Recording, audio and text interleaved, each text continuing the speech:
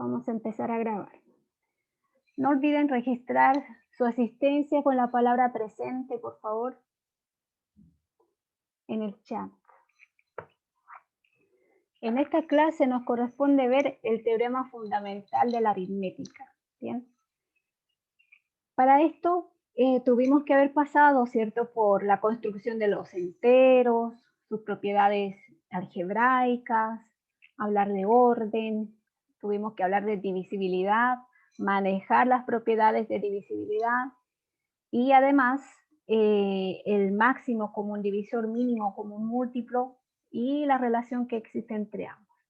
La última clase, el día martes pasado, nosotros vimos algunos ejercicios.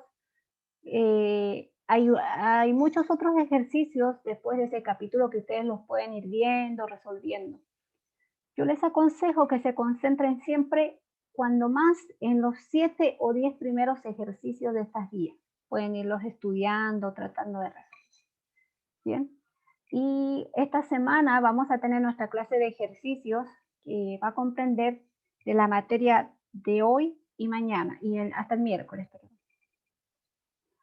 Entonces, bueno, eso a modo de recordar, de repaso. Vamos a poner entonces el teorema fundamental de la aritmética.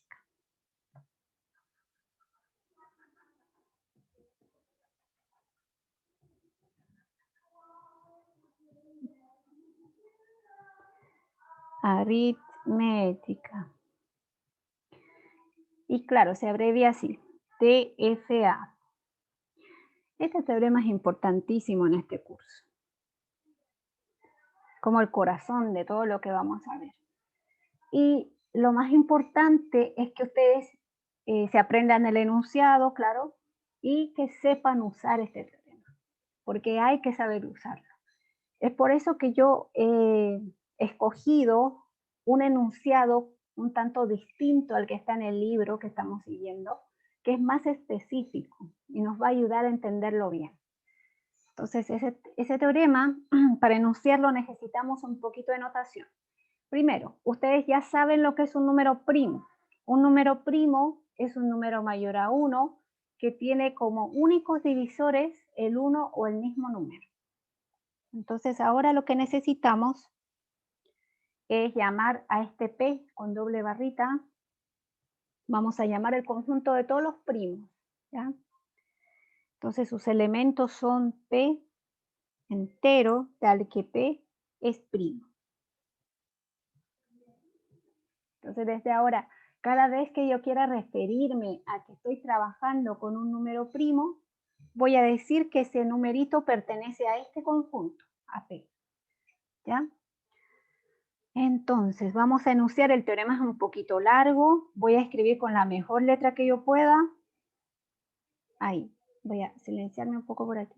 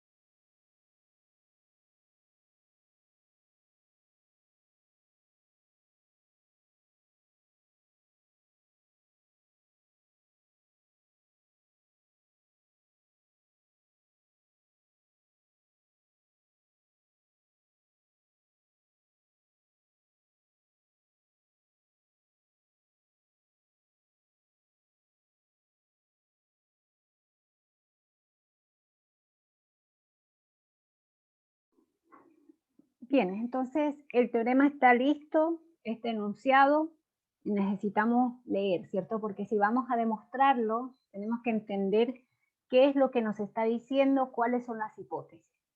Dice, sea n un entero positivo, o dicho de otra forma, sea n natural, entonces existen r primos, tal que n es el producto de estos r primos. Esa es la primera parte. Es decir, todo número natural se descompone en factores primos. La segunda parte, en realidad, es la más útil a la hora de realizar demostraciones. Dice, si ustedes tienen dos descomposiciones primas, ¿cierto? Una de los P sub I, P1, P2 hasta PR, y otra de los Q sub J, Q1, Q2 hasta QS, y estos productos coinciden, entonces, y además, ustedes suponen un orden, estos primos, o sea, de menor a mayor, están así ordenaditos, entonces siempre podemos, siempre se puede verificar que la cantidad de primos en esta igualdad es la misma, ¿ya?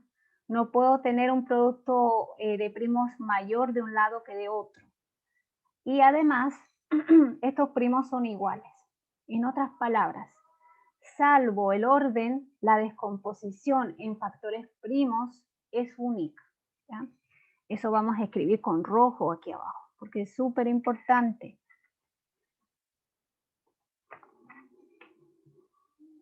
Entonces decimos, es decir, salvo el orden,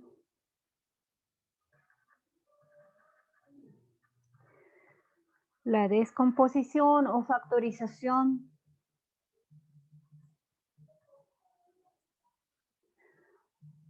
en factores primos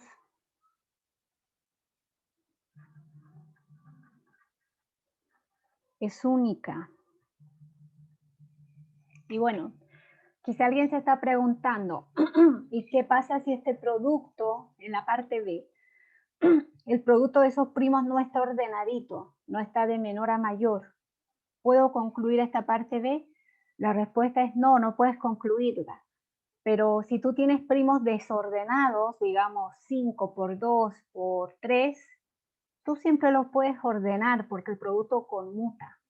Entonces, esta parte que está aquí no nos quita generalidad en el enunciado. Siempre se puede hacer y por tanto, siempre vamos a poder concluir que si tienen dos descomposiciones de primos, tienen que ser la misma en realidad.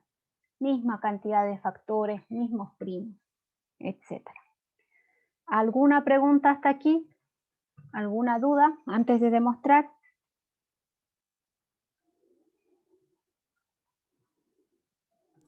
No, profe. Ok, entonces vamos para allá. Son dos partes que debemos probar. La primera, vamos a suponer un primer caso bien sencillo. Si n es igual a p, donde p es primo, porque puede pasar, ¿cierto? Que ustedes tengan un número natural primo. Entonces, en ese caso, r es igual a 1. Y está listo la parte A. Porque la parte A lo único que me está diciendo es cualquier número natural que tú tomes, siempre lo puedes escribir como producto de primos. Si el n ya es primo, entonces no hay nada que hacer. Tiene un factor, su descomposición. Entonces vamos a suponer que n es compuesto. Entonces decimos, si n es compuesto, es decir, se puede escribir como producto de dos números distintos de uno, al menos se puede escribir así. La demostración va a ser por el principio de inducción matemática generalizado, ¿ya? ¿Qué significa? Decimos, si n es compuesto, suponemos la afirmación verdadera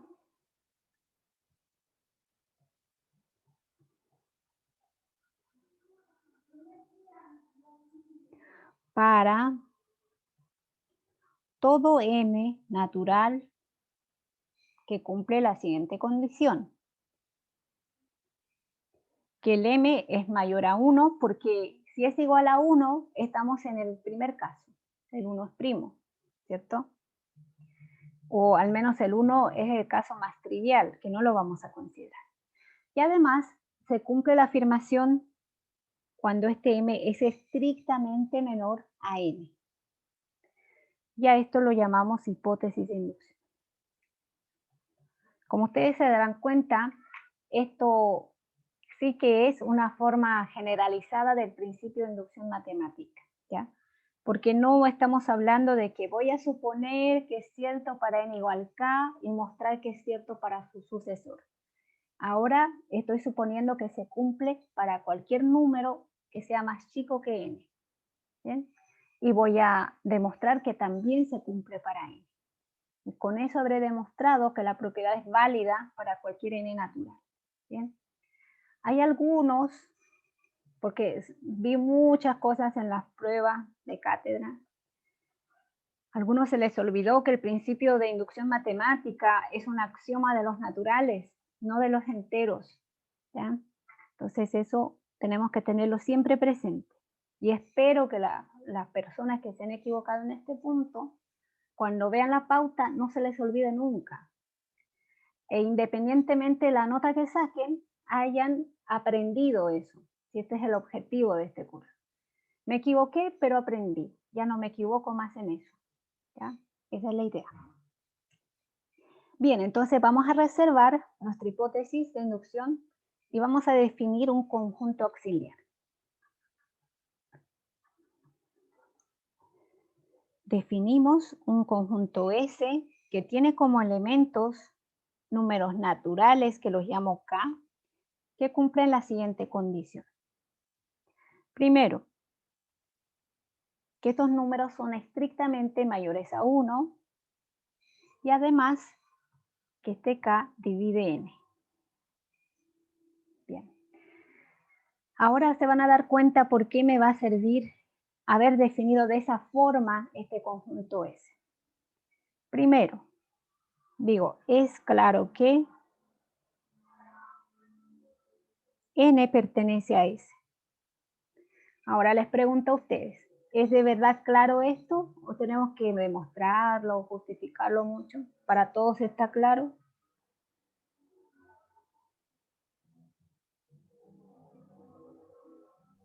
Sí. Bien. ¿Para alguien no está muy claro?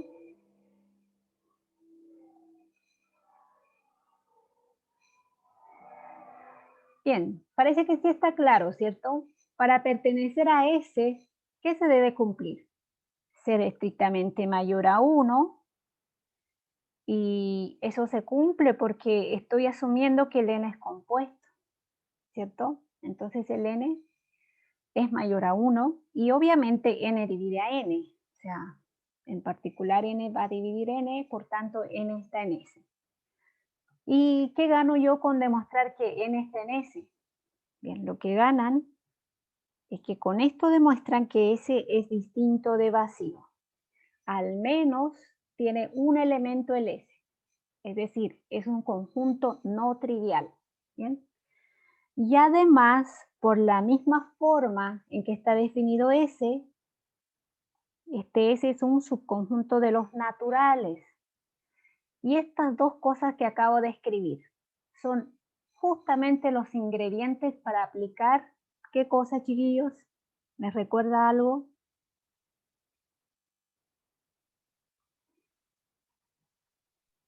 El principio de buena ordenación. Muy bien, voy a ponerlo con rojo. Por el principio de buen orden, sabemos que existe. ¿Qué letra le ponemos a este numerito? Le voy a llamar P, ¿ya? Intencionalmente, P sub 1. Existe P sub 1, que es justamente el mínimo de S. En particular, P sub 1 está en S, ¿cierto? Porque es el mínimo elemento de S. Ahora voy a hacer otra afirmación que según yo está claro. Ahí ustedes me dicen si está muy claro. Voy a decir, es fácil verificar que P sub 1 es primo. Ahí ustedes me dirán si es fácil o no, piénsenlo un poco, no respondan todavía, piénsenlo.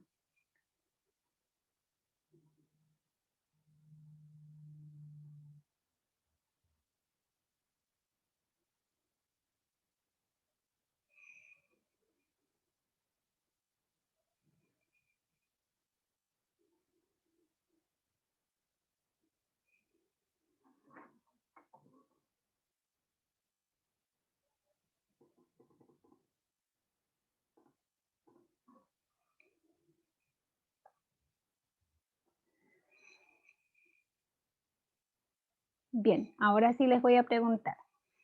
¿Es tan evidente que este mínimo tiene que ser primo? ¿Alguien tiene dudas o para todos está claro?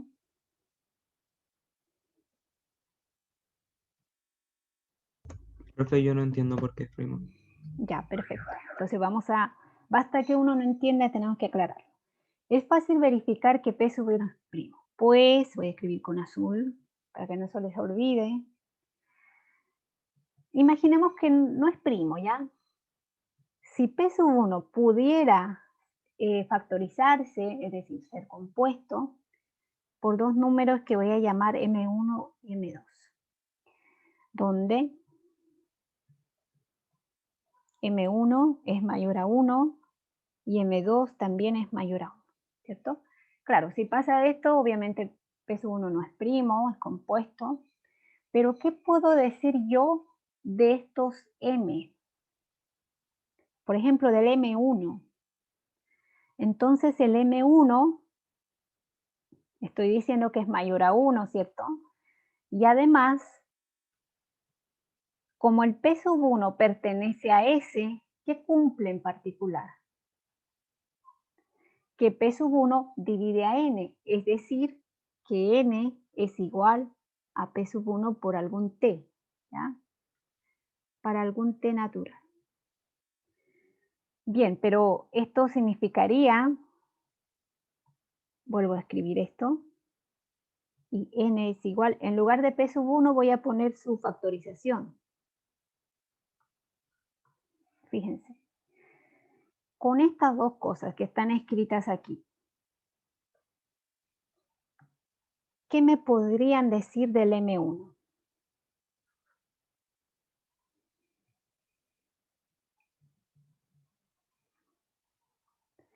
Sabiendo que esta igualdad, aquí que estoy apuntando, también se puede escribir como que M1 divide N, ¿ya? Es lo mismo.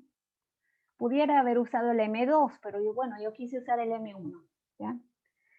Entonces tengo M1 es estrictamente mayor a 1 y en particular, entonces, M1 divide N. ¿Qué puedo decir de M1?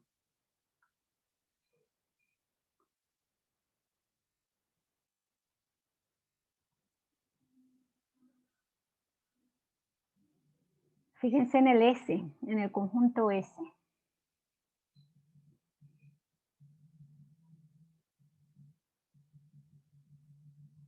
¿Profe? ¿Sí? Si M1 divide a N, entonces eso quiere decir que no es como es como aplicarlo del máximo común divisor, Más o menos va por ahí, más o menos. porque si, hay una propiedad que si F divide a D, entonces F no es como que D es el mínimo, que ese no va a ser el mínimo, por decirlo de alguna manera. Ya, En realidad. más o menos por ahí, pero necesito el paso, el argumento. Y justo lo marqué en rojo.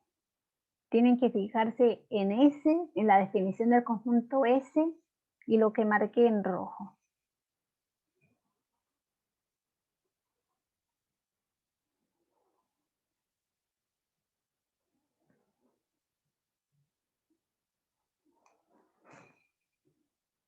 ¿Alguien lo descubrió? Todavía no.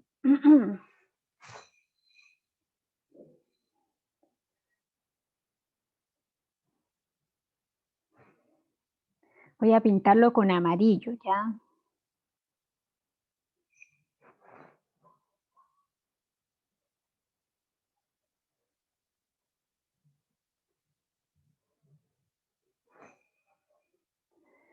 Descúbranlo. M1 es mayor a 1 y M1 divide N. Si eso es como un juego, tienen que descubrirlo. ¿Qué tiene que ver esas dos propiedades con el S? ¿Qué puedo concluir de M1?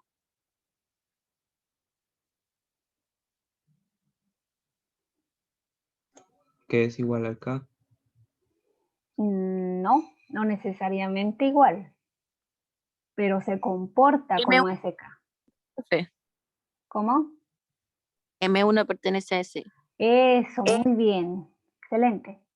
O sea, lo que decía su compañero es que es igual. No es igual, pero sí se comporta como el K.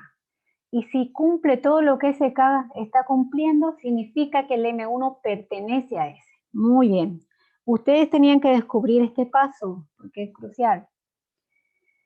Bien, acabo de concluir que M1 está en S.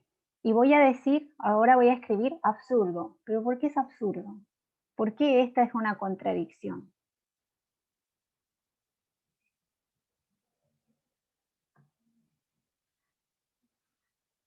Fíjense lo que acabo de decir.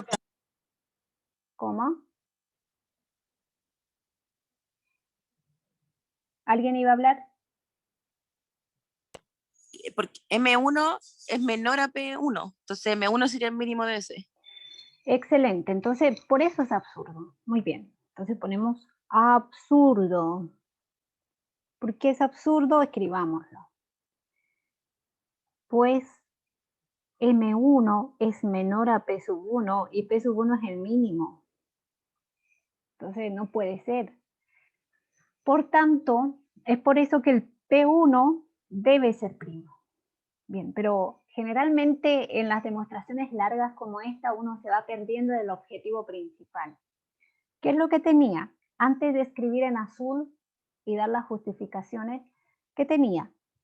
Que por el principio de buen orden, ese tenía un mínimo y este mínimo es primo. Ok, sigamos esa línea. Ahora, ¿qué pasa? Vamos a escribir por acá. Como P sub 1 pertenece a S, entonces, bueno, yo ya sé que es primo, pero al pertenecer a S debe cumplir una de las condiciones de S, que divide a N. Eso significa que N se escribe como P sub 1 por algún número, le llamo T, para algún T natural. ¿Donde qué condiciones cumple este T? Donde T tiene que ser mayor a 1 y es menor estrictamente que N. Ahora, les vuelvo a preguntar a ustedes porque están en un proceso de aprendizaje. ¿Por qué no es tan fácil concluir que el T tiene que ser sí o sí mayor a 1 y menor estrictamente que N? ¿Por qué? ¿Qué pasa si T es 1? ¿Cuál sería el problema si T es 1? ¿O qué pasa si T es igual a N? ¿Hay algún problema ahí? Si T es igual a 1, entonces P1 es igual a N, pero habíamos asumido que N era compuesto. Súper.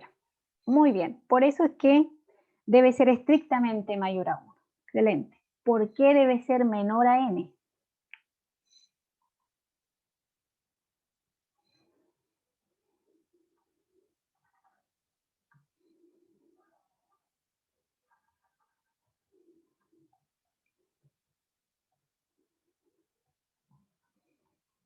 ¿Qué pasaría si T es justamente N? Tendría N igual P sub 1, que es un número primo, por N. ¿Y eso se podrá cumplir? Fíjense, vamos a escribirlo aquí. No puede pasar que esto sea igual a P sub 1 por N. La única forma en que eso pase es que el P sub 1 valga 1. Pero recuerden que P sub 1 está en S, y para estar en S, aparte de dividir a n, tiene que ser el número estrictamente mayor a 1. ¿Bien? Esto es distinto, pues P sub 1 es mayor a 1. Esas son las justificaciones. Todos esos detalles en la demostración tienen que estar bien digeridos, bien entendidos. ¿Bien? Bien, vamos a continuar. Ahora, ¿por qué es tan importante garantizar que este t está en ese rango? Estrictamente mayor a 1, estrictamente menor a n. ¿Por qué? Fíjense lo que está aquí arriba. Fíjense nuestra hipótesis de inducción. Dice, si n es compuesto, suponemos la afirmación verdadera para todo n que sea mayor a 1 y menor a n. Y ese t cumple eso. Por tanto, podemos decir luego, por la hipótesis de inducción, la afirmación. ¿Qué afirmación? La afirmación A del teorema. La afirmación A del teorema se cumple para T. Es decir, existen, ahora, inteligentemente voy a llamar, existen P sub 2, P sub 3, etcétera, P sub R, elementos o números primos, tales que T tiene una descomposición en factores primos de esta forma.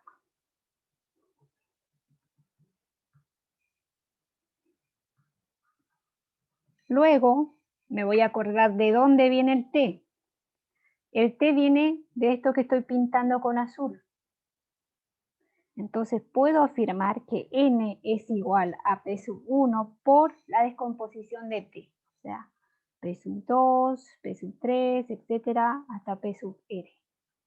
Entonces P, déjenme arreglarlo. Entonces ya demostré, o acabo de demostrar junto con ustedes, de que la afirmación también se cumple para n. Y ese era mi objetivo. Y está lista esta primera parte al menos del teorema. ¿Alguna duda? ¿Algo no quedó claro?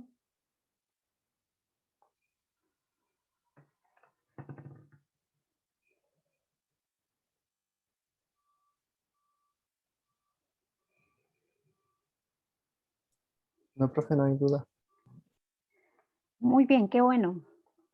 Este teorema es como un poquito chato de mostrarlo porque tiene cada detallito así que hay que verlo con lupa. Pero una vez demostrado nos va a facilitar la vida en las demostraciones. Pero repito, hay que saberlo usar. Bien, vamos a la parte B, que es más corta, mucho más rápida que la parte A. En la parte B, supongamos que todo lo que dice la parte B, aquí me da un poco de flojera escribir, voy a escribir lo más importante. Supongamos esto, que existen dos descomposiciones en factores primos, donde estoy suponiendo estos primos de forma ordenada. Si no lo estuviera, yo lo puedo ordenar siempre.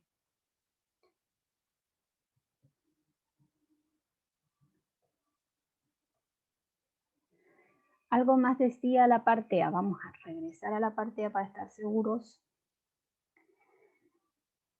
Ah, claro, que los factores son primos y eso es todo. Entonces vamos a escribir eso.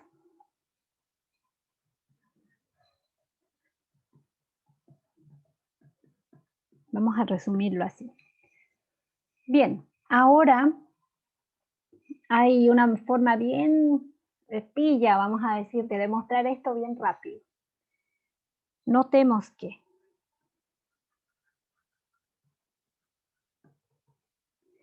¿cómo se cumple esta igualdad? Yo puedo decir que P sub 1 divide a este producto, Q sub S, ¿cierto? Porque estaría viendo como que este producto de los Q's se escribe como P1 por algo. Entonces ahí se está cumpliendo todos los ingredientes para yo afirmar que P1 divide este producto de primos. ¿Bien? Pero recuerden todas las propiedades que estudiamos de divisibilidad y todo eso, los teoremas A, B, C, que los enumeramos antes de la prueba. ¿Qué pasa cuando un primo divide un producto de primos? Ojalá que alguien se acuerde y me pueda ayudar.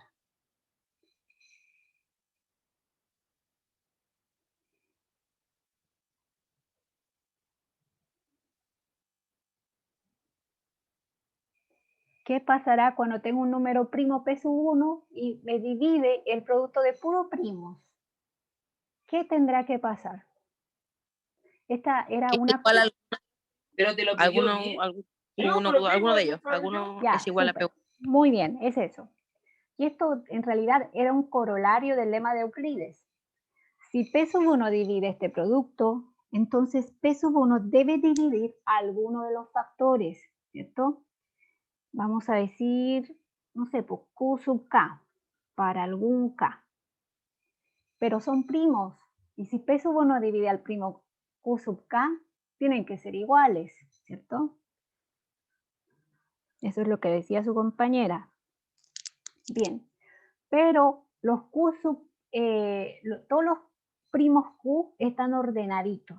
Significa que el Q sub K siempre va a ser mayor o igual al Q sub 1. Bien. Ahora van a entender por qué estoy haciendo toda esta cadenita de resultados. Entonces P sub 1 es mayor o igual que Q sub 1. Listo.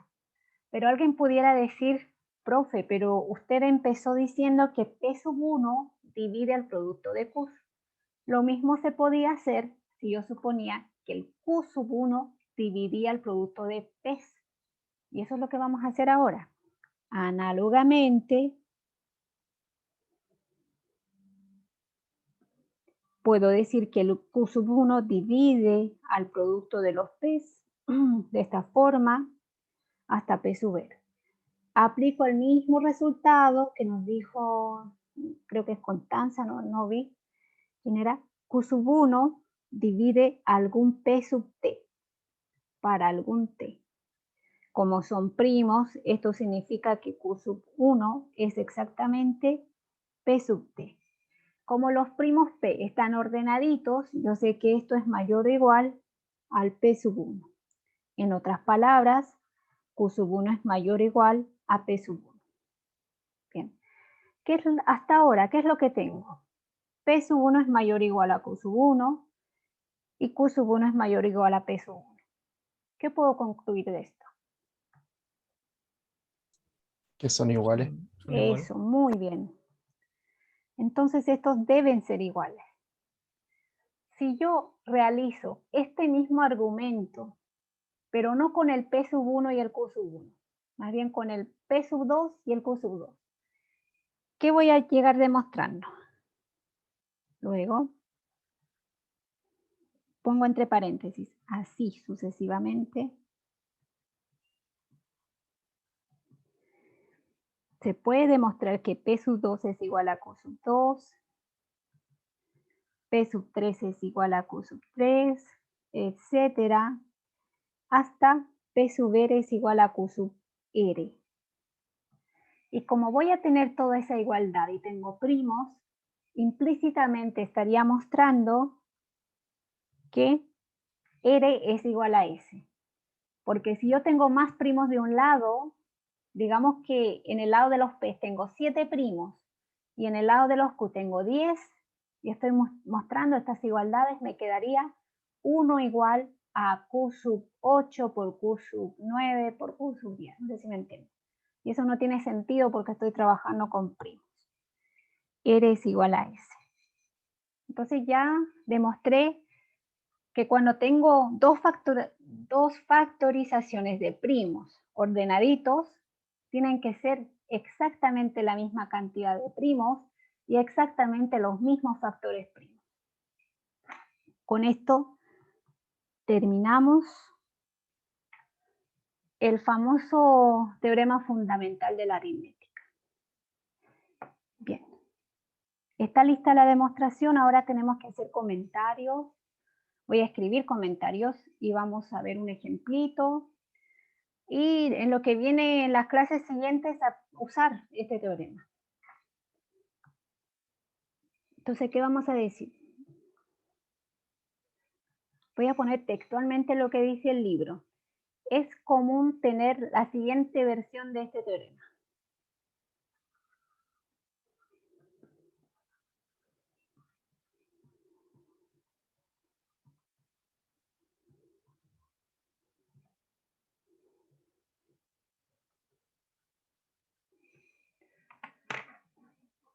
Entonces, la mayoría de los textos que ustedes consulten, sea en español o en inglés, la mayoría enuncia el teorema fundamental de la aritmética de esta manera. Para todo n mayor a 1, en n, algunos dicen para todo entero positivo, ¿ya? Existen únicos primos distintos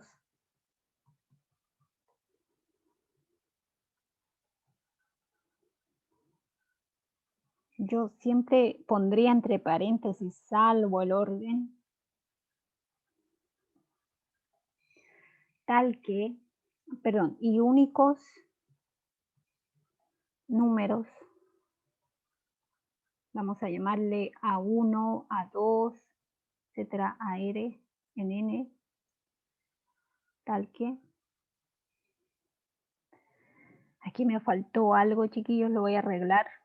Como yo tengo espacio, lo arreglo, pero ustedes, no sé, ojalá que tengan espacio ahí en el cuadro. P sub 1 mayor a P sub 2, mayor, etcétera, a P sub R. Con esta, estoy poniendo P sub 1 mayor estrictamente que P sub 2. ¿Qué significa? Que estoy considerando primos estrictamente distintos, ¿ya?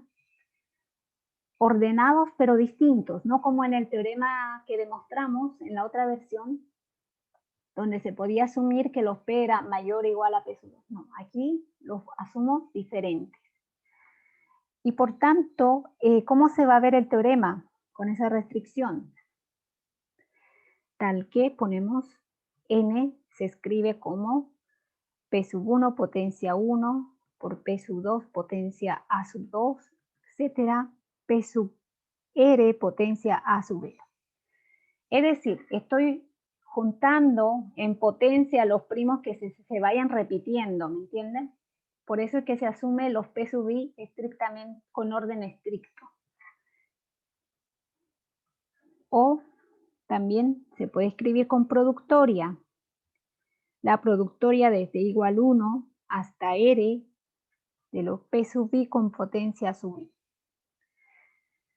Y esta forma de escribir un número mayor a 1 es la que se conoce como forma canónica o descomposición de factores primos.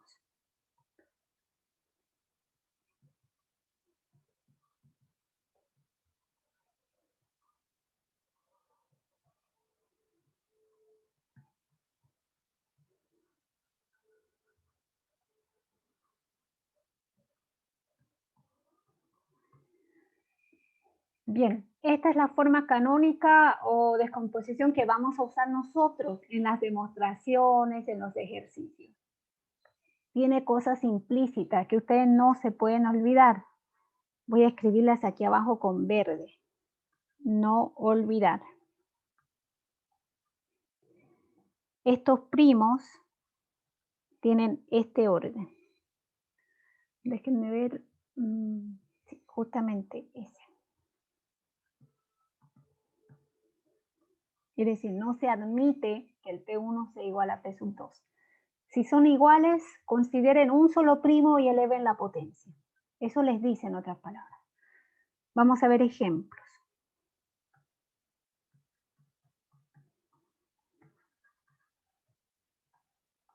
Vamos a ver ejemplos bien triviales para que se entienda bien. Por ejemplo, no sé, por 9, 16, el 5 no, va a ser muy fome, el 15.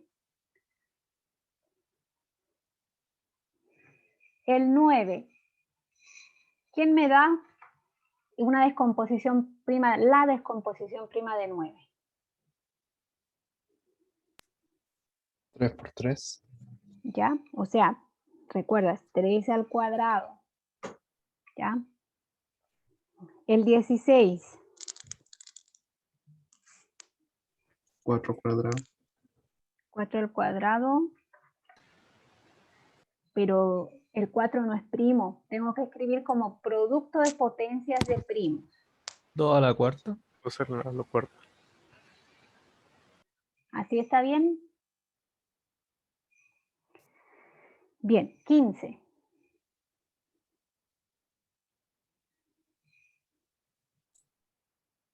3 por 5. Sí, ese era como el más fácil, ¿cierto? Bien, entonces primero, acostúmbrense a escribir como productos de primos con sus respectivas potencias. No pueden escribir el 4, no pueden escribir el 15 como un factor, no.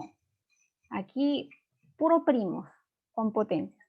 Otra cosa importante es que, por ejemplo, si yo voy a estudiar estos números, el 9, el 16 y el 15, estudiar en el sentido de que, no sé, tengo que calcular su máximo común divisor, su mínimo común múltiplo, estudiar sus divisibilidades y un montón de cosas, a mí me conviene siempre escribir los 3 números como potencias de los mismos primos.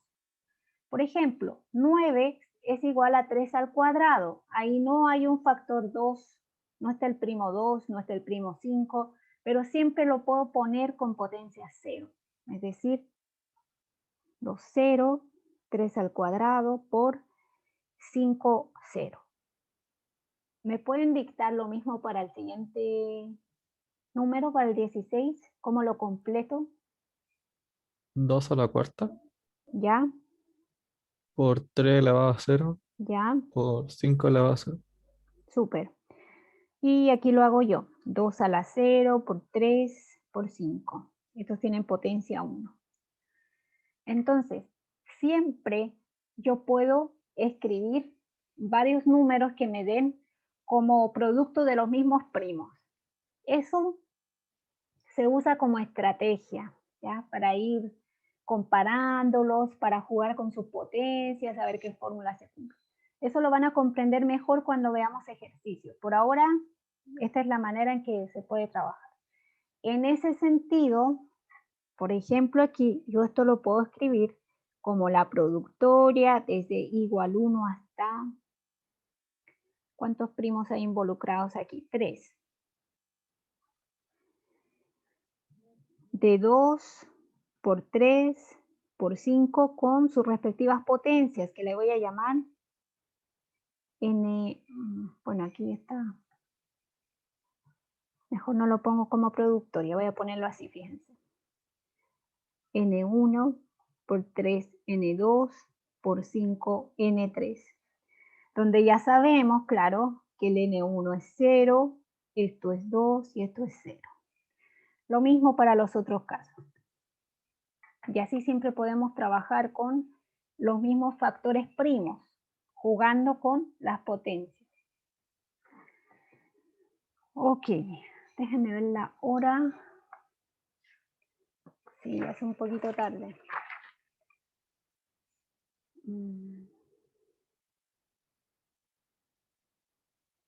Les voy a dejar como tarea, iba a verlo en esta clase, pero no sé si valga la pena. Cualquier cosa lo veo mañana. Tarea. Tarea de lectura, ¿ya? Porque esto está hecho en el libro.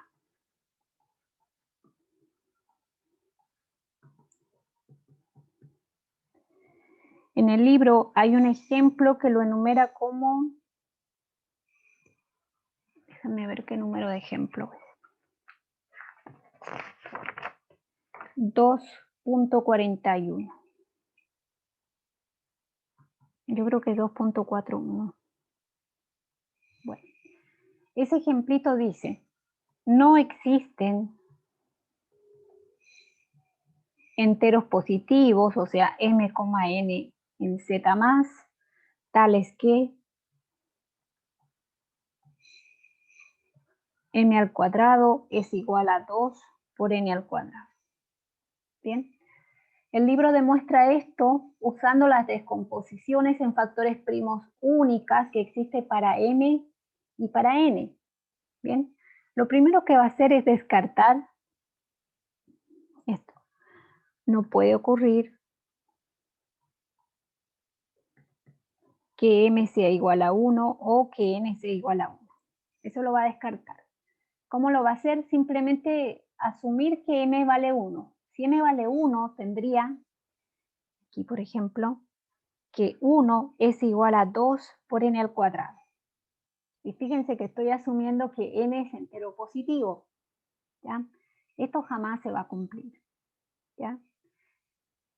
Quizá en los racionales sí pueda encontrar solución para esta igualdad, pero aquí no. Y al asumir que n vale 1, tendría que tener como verdadero que m cuadrado es igual a 2. Sabiendo que m es positivo. ¿Ya? Eso tampoco se va a cumplir.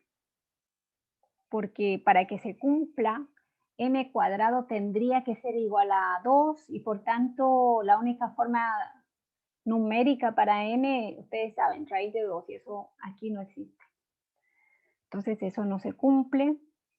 Y bueno, después de descartar esos dos casos particulares, asume, es decir, puede aplicar el teorema fundamental de la aritmética, ¿ya? Porque recuerden, el TFA, el teorema fundamental de la aritmética, se aplica a números estrictamente mayores a 1. Como aquí me está diciendo que el m y el n son enteros positivos, pudieran valer 1. ¿Ok? Por eso es que se analiza aparte estos casos. Como esto no puede ocurrir, entonces, ¿qué es lo que sí pasa? Luego, m es mayor a 1 y n es mayor a 1. Y ahora sí puedo usar el TFA. ¿Bien?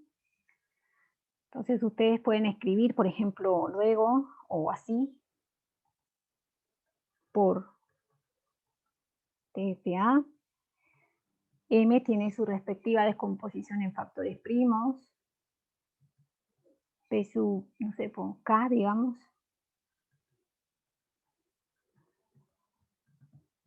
Con sub T. Y ahora, con esta descomposición, reemplazan la formulita que se supone que tiene que cumplirse y llega una contradicción. ¿Ok? Necesito que ustedes lean eso. Cualquier duda que tengan mañana lo resolvemos y continuamos con los otros resultados que quedaron pendientes. ¿Alguna pregunta hasta aquí? Yo por mi parte no, profe. Yo, profe, me Ya. gustaría, más que pregunta, es hablar, porque, pero no tiene nada que ver con esta clase. Ah, ya. Entonces, miren, hagamos una cosa. Vamos a dejar de grabar. ¿Y dónde está la grabación?